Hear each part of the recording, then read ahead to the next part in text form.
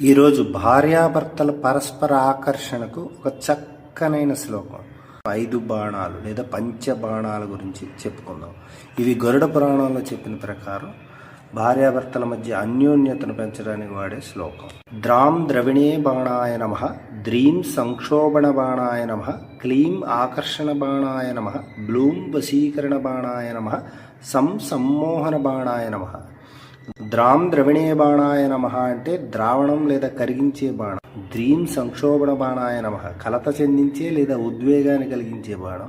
క్లీం ఆకర్షణ బాణాయ నమః ఆకర్షించే బాణం. బ్లూం వశీకరణ బాణాయ నమః వశం చేసుకునే బాణం. సమ్మోహన బాణాయ నమః సమ్మోహనం పరిచే బాణం. సాధారణంగా ఈ మంత్రాలను దంపతుల మధ్య అన్యోన్యత మరియు అనురాగం పెరగడానికి ఉపయోగిస్తారని ప్రతీతి.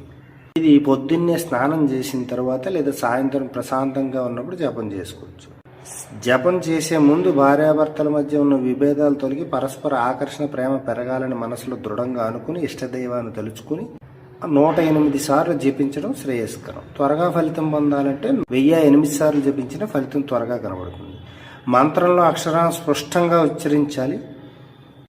శారీరక మరియు మానసిక శుద్ధి ఉండాలి. ముఖ్యంగా విశ్వాసం.